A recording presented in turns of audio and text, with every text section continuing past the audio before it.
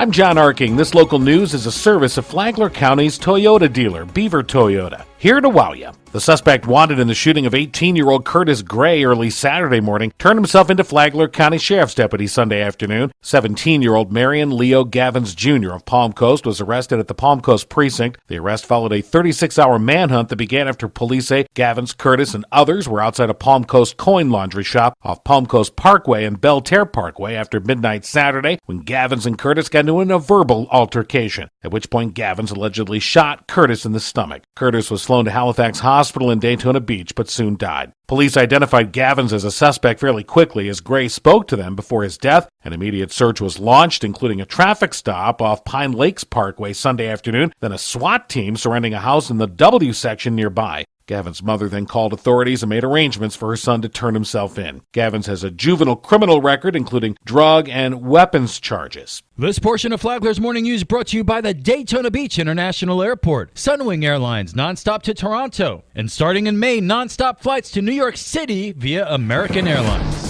The use of new technologies has led to the arrest of a wanted fugitive. With more, here's Tony Magoo. All it took was a tip from the St. Johns County Sheriff's Office after an automatic license plate reader, or LPR, hit on a stolen 2018 Dodge Journey with a Florida tag.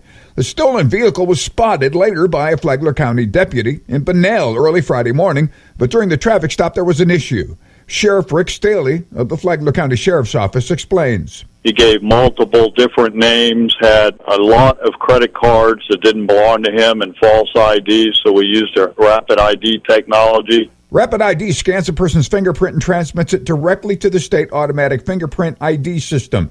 The driver was identified as Changa E. Bush and showed that he had an active fugitive warrant for parole violation from New York State since 2016 that ordered him held without bond. He is now in the Green Roof Inn, held under no bond. When his charges in Flagler County are done, New York will extradite him back to face their charges. Staley added, our technology and crime-fighting strategy is working, and today I took a fugitive parolee off the streets. For Flagler's Morning News, I'm Tony Magoo.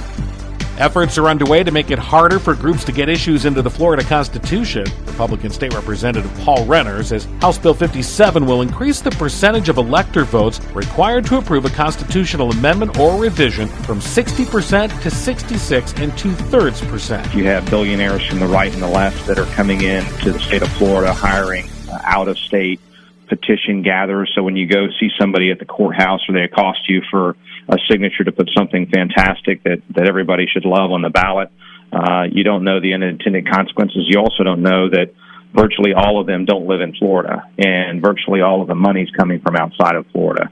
And so we have a situation today where people for $5 or $10 million can put their pet issue into the Florida Constitution, and people don't like that. You can hear Renner's full remarks on the Free for All Friday podcast, available on WNZF.com.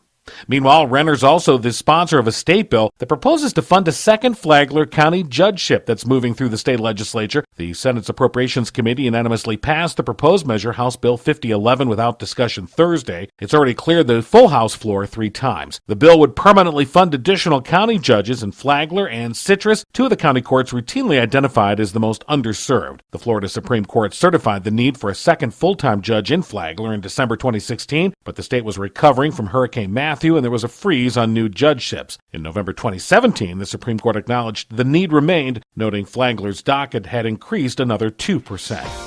How does Mayor Melissa Holland see the future of Palm Coast? The mayor said it would be a mix of young people and the elderly, technology and the organics of coffee and retail. A mix of high-tech companies, housing, the park, cultural arts, coffee shops, entrepreneurs, and retail, all in a walkable neighborhood. This is our vision for Town Center, and it will be the future of our city. Holland said that if the city creates work opportunities, it needs housing for those who do the jobs. We already have our first 2 projects approved to bring upscale but affordable housing for teachers, nurses, firefighters, and future employees in Town Center.